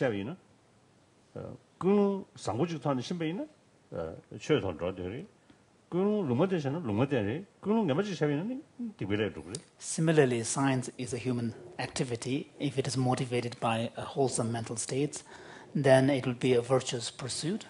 And if it is motivated by a very neutral state of mind, it will be a neutral activity. And if it is motivated by unwholesome mental states, it will be a negative and non-virtuous activity. The map 다 나저 ben zamling ben map ching이 되게 다 네디나 zamling 샤다 지나 그 요즘 수식 식만 네 맵 샤다 저거는 나저 강바디 저거로 얘는 강바디만 미커서 여기 미 구조 가르치고 가르쳐 저거래 야 그러나 So with regard to the question of map, in the very act of writing a map, His Holiness was saying that there is already an acknowledgement that this is a facsimile, that it's not reality, because the idea of, in order, if we're going to create a complete map, then we have to draw everything in it, including this house. But then it's an impossible thing to do. How many people, and then map to each person sometimes remain like this, sometimes remain like that. How? You cannot represent that in the map. Yeah. So today, nang samlun map design, robs sharing we are mother. So similarly, when we are talking about developing maps of the mind, it is really a question of approximation. I mean, no one can insist the comprehensiveness of a particular map of the mind. Sometimes. 미국 저 탐지할 수 있는 스거는데 안 답변은 가서 미국 자 전수 제 미국 주는 변은 가서 다 쇼게 된 미국에 다 되는 미국에 마음버리 미국에 여러셔로 되면 So it's really when developing a map of the mind, much of the perspective is really from a very generic point of view, kind of certain patterns and certain kind of modalities, and even in Buddhist practice we often speak about the object of the meditation as being the entire, world, or all sentient beings, or just all phenomena. But that does not imply that person has been able to view at each and every, piece that constitutes this totality. I think one thing I remember. I think important is the one Chilean physicist, I think teacher of Late Varela. So this Chilean scientist, who's the late teacher of Varela, the teacher of late Varela, once said that, as scientists, one should not feel attached to their field of inquiry, which His Holiness was saying he feels very important. A physicist, but too much attachment towards his own field is wrong. So we, Buddhists, but too much attachment to Buddhism is wrong. Then your mind becomes biased. So particularly scientists or Buddhists who who are trying to investigate using vitaka and vichara, the initial application, and find. Most important thing is your mind should be open. Yeah. Yes. When we carry investigation, no question of wholesome or unwholesome. If you should, because chaos and any so in the actual act of inquiry, it needs to be completely objective, even not making judgments about whether one is being swayed by wholesome or unwholesome states of mind. So mind,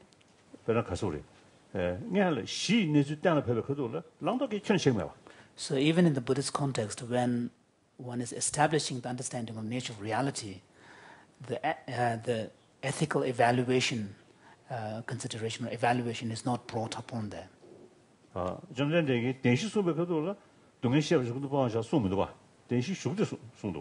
So, and this model can be appreciated from looking at the way in which the Buddha taught the Four Noble Truths. When he first presented the Four Noble Truths,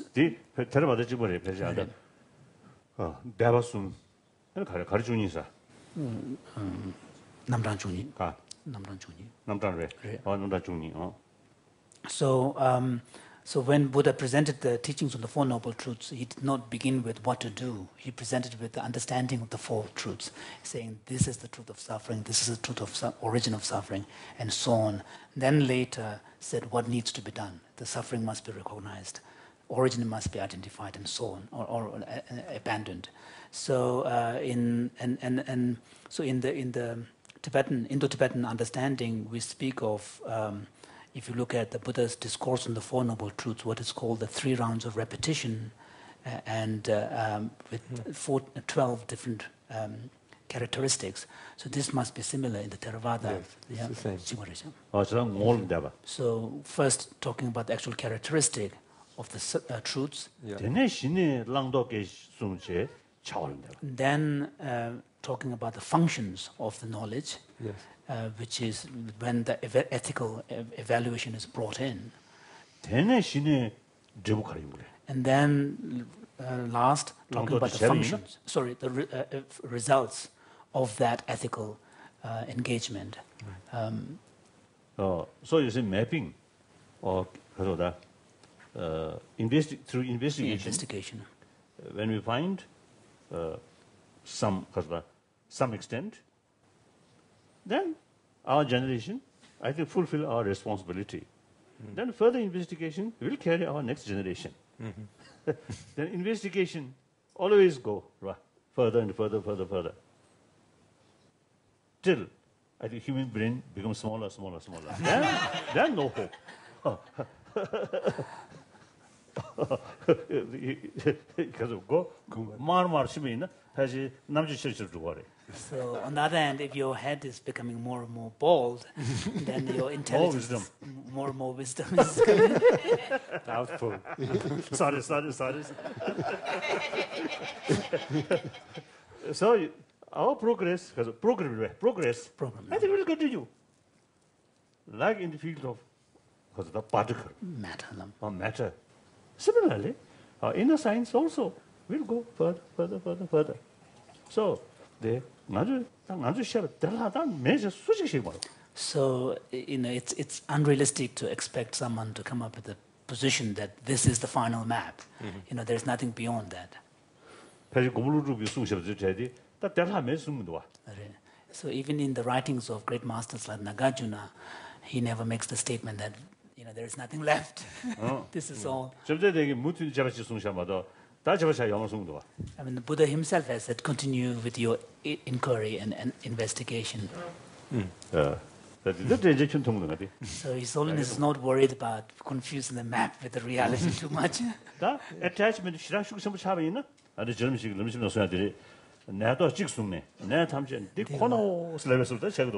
So you thought attachment. But however, the danger will come from too much attachment to one's own field of inquiry. And here, if one does fall into that trap, then we will do something what Tsongkhapa has said in Lamrim Chimo, the great exposition of the stages of the path to enlightenment, where he says that some people will pick up one piece of, one grain of barley and say that, and this is the essence of all the barleys in the world. So there is that danger because you feel so attached to your own particular area of research that you feel that this represents the knowledge of the entirety. So from the Buddhist viewpoint, of course, till our mind become Buddha mind, ignorance always there. Yeah. So knowledge limitation always there. So nobody can say, "Oh, my knowledge is complete." Nobody can. Right. Like that. It's not simply not complete, but also not fully accurate. That yes. 세상 accurate 쳐갖고 unbiased 거래서야지 accurate 나타나. So that's why we need, unbiased perspective. Open mind, unbiased. Unbiased perspective is a goal, but I don't know if it's ever a reality to get completely unbiased. 그래, 다치도 배도 초트 먹는 거 가보면로서 답이 미유럽시 않아마도 제가 그 다가나 때 숙연지 가서 간 테디로.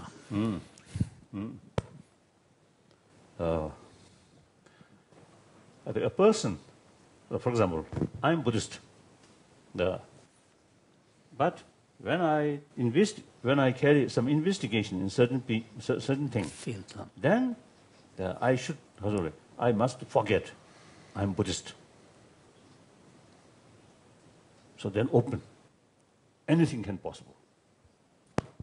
Even you see some contradictory things may find. So as a result, So then, as a result of this, for example, when His Holiness is confronted with the fact that modern cosmology undermines the traditional Buddhist idea of Mount Meru-centered universe, he doesn't feel uncomfortable or undermined by this. Absolutely, but what I'm saying is, no matter how much I try to not have a New York Jewish perspective, I grew up in New York and I'm a Jew, and I can't completely escape biases that come from that, no matter how much I try to be open.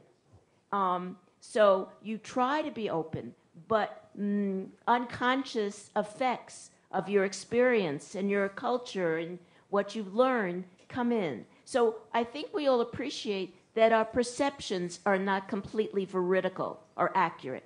And I think it's the same thing with our maps or our theories or our conceptions. We try to be as good and accurate as we can and as unbiased, but we are never completely unbiased.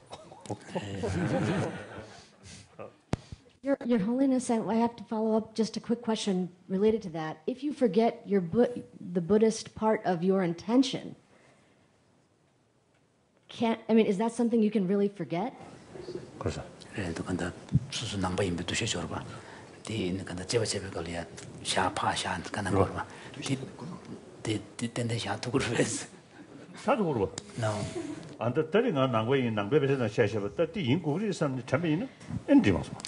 So what His Holiness means is that, for example, when he's engaged in the inquiry of a particular topic, what he means is that he needs to suspend the awareness that he is a Buddhist, and whatever he finds must somehow accord with the Buddhist position and explanation. Now, for example, I'm Buddhist because admirer of these sort of great masters. So therefore, I respect Nagarjuna as much as towards the Arya Sangha, Bosubant. But then when investigation carry, there are many points dismissed about Arya Sangha or Bosubant's viewpoint. So if you should, your devotion, your respect, too strong, then how can dismiss this in their word? Right. So it should not come in the way of being able to disagree and refute them.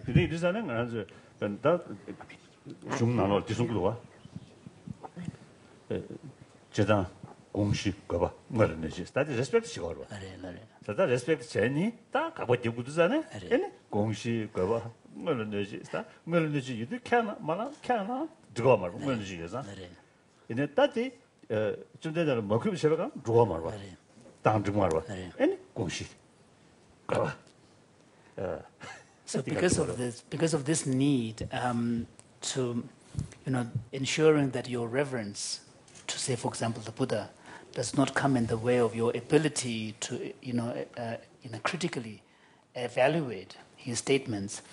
In the Buddhist tradition, they evolved very, complicated hermeneutic approaches, where you make distinctions between what is his intended point and what is explicitly stated, and then the contradictions that one can reveal if you take the statement at face value. So these kind of strategies are developed where, while maintaining the reverence towards the Buddha, you have the ability to disagree what is being stated in a particular scripture.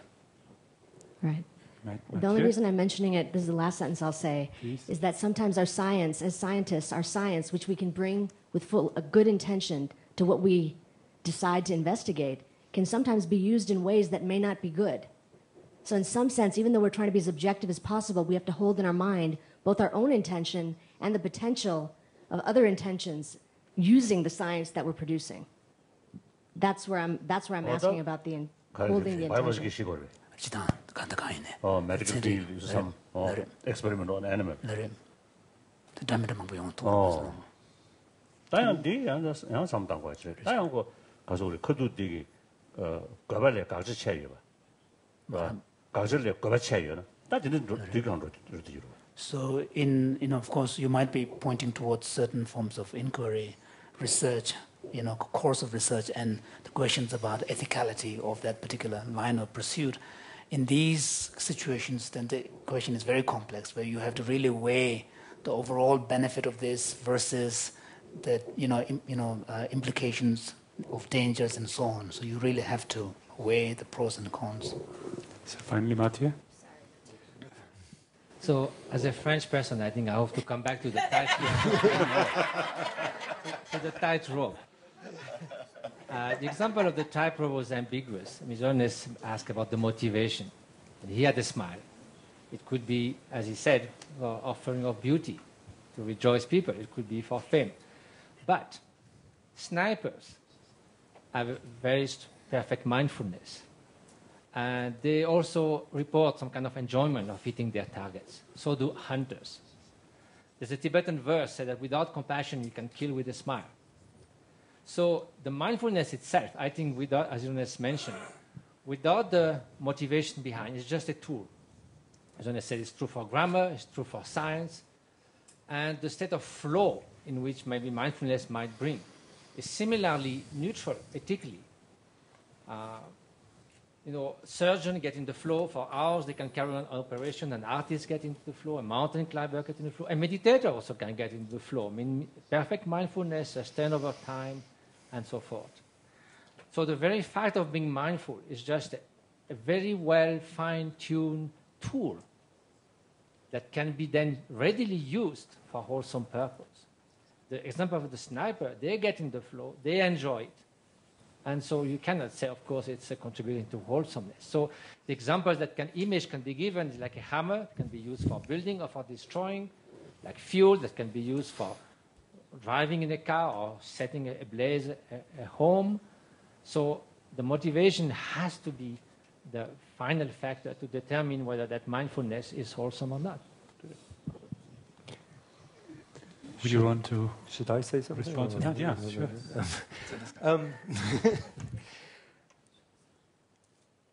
I'm going to, for the sake of debate, argue the contrary position. If I use...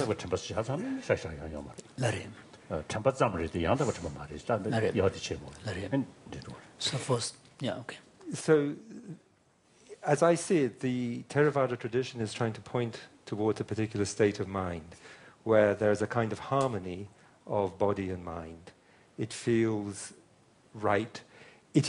Mindfulness is connected with lots of other factors, as I've said. So I think it's very clear for me, if we're just using a tool, say, a workman or something like that, I have no problem myself, I think, saying that is wholesome, without particular reference to the motivation beyond the state of mind. When the workman or musician is absorbed in their task and so forth, I think it can be understood as a kind of wholesome mindfulness. There may not be, in the Theravada understanding, there doesn't have to be wisdom or understanding there. That can be absent, but the other factors are there. So there is non-attachment and there is goodwill. I think we've all had the experience when we try to use a tool and we get angry. Then we can't do it very well. And I think that's very important. Now, to go back to the example of the sniper, is it unwholesome simply to handle a gun? If I take a gun and use it well, I go with target practice and shoot at a target. Yeah, let me finish. Yeah. I think in the act of firing a gun at a target, there can be a kind of mindfulness and wholesomeness there. I don't see that there is a contradiction. Now, we come to the question of actually pointing a gun and pulling the trigger when it's pointing at a person with the intention to kill someone. I think at this point, if I wanted to answer from the point of view of the Theravada tradition, there must be some, of course, it is unwholesome at that point when you pull the trigger to kill someone. But I'm not sure that you can say that everything leading up to that act, in terms of the mental states, would have to be classified as intrinsically unwholesome. I think what the Abhidhamma is saying is that the mind can switch very, very fast from wholesome states to unwholesome states. I think there's a kind of model of the mind that works. So that is the model of the mind that they're trying to put forward. But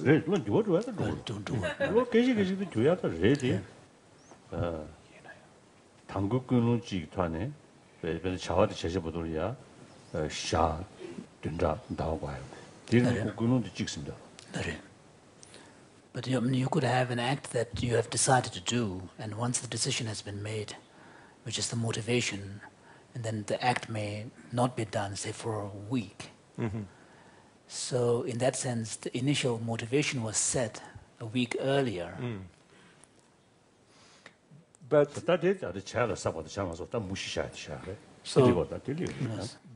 from...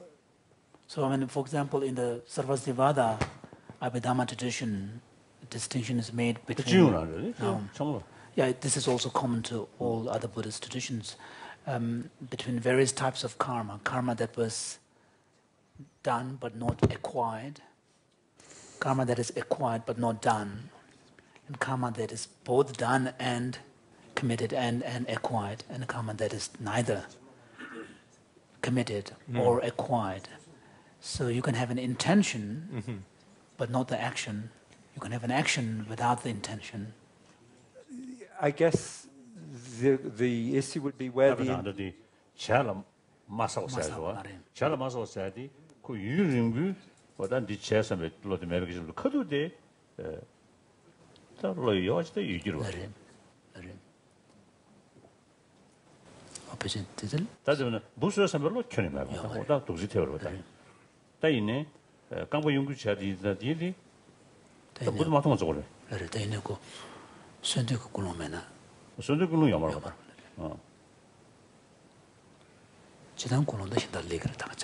So could they in English of the Unimundo?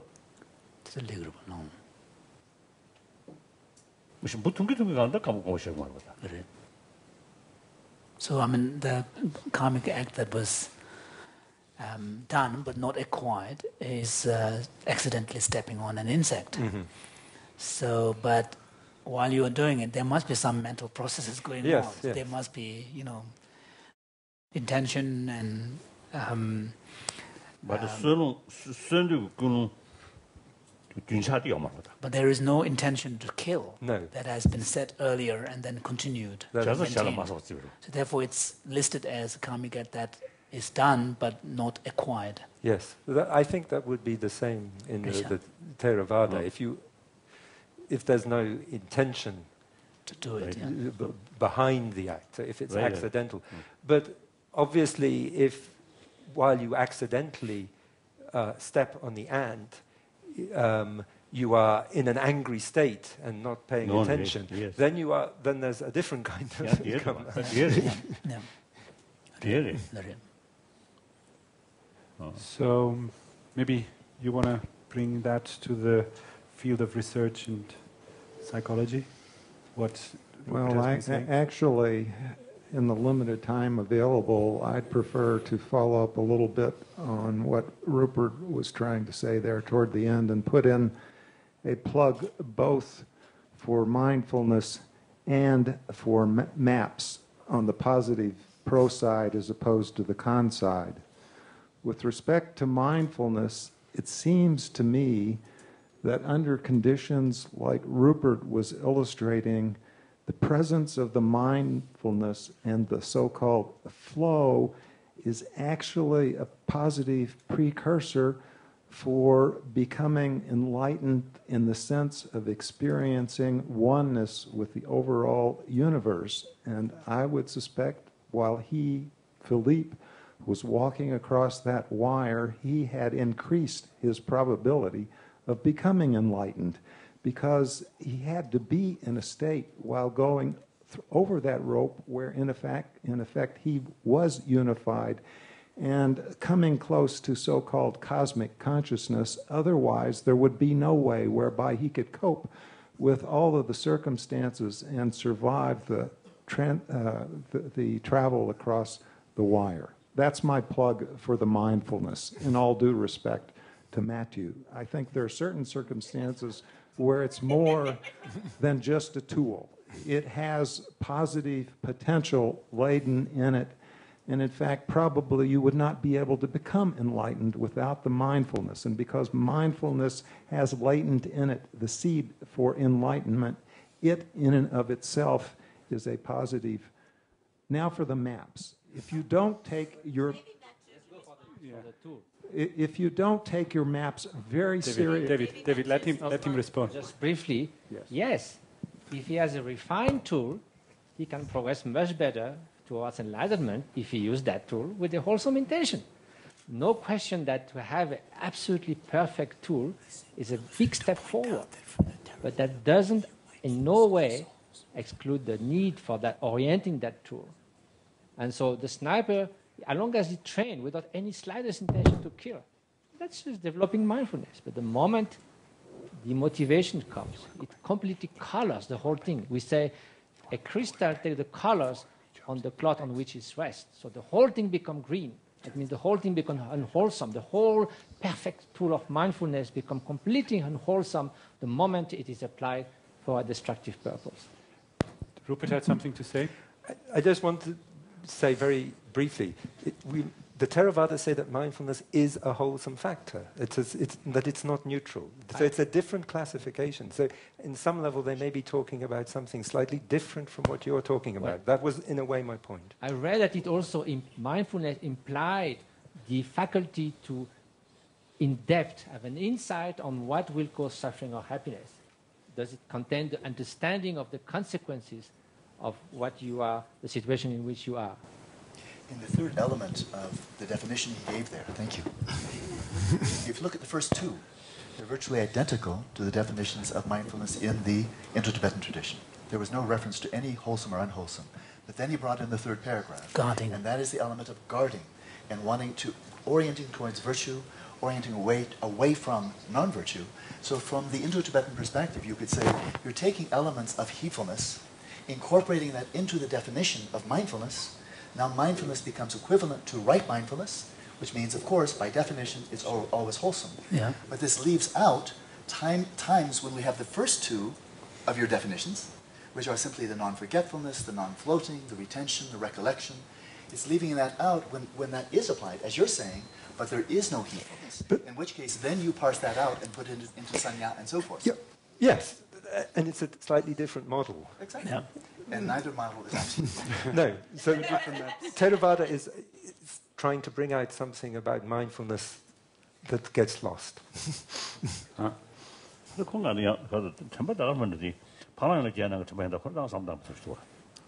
지난해 누구도 봐요 넘be 잡셔요. 다나래. 봐요 넘be 잡는 봐요 개월어. 네. 근데 템바 인젤 봐요나 개월래 그냥 뭐. 저 다나래자. Because his holiness is wondering because the Theravada definition of mind sati seems to be very similar to the sati in the context of this particular text that you are referring to seems to be almost identical to the definition developed on the basis of the sati in the context of one of the eightfold path. So in which case it's by virtue of its own definition, it is a wholesome state of mind. Yes. But I wanted, the point is that I think Philippe had that right mindfulness on the tightrope.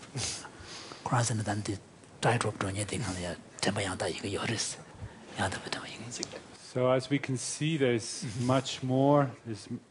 We still have, fortunately, 3 days, and we have already reached a little bit over 3 o'clock. And we're going to make a break here for tea, and so that Your Holiness also can retire for a good night's sleep. Thank you.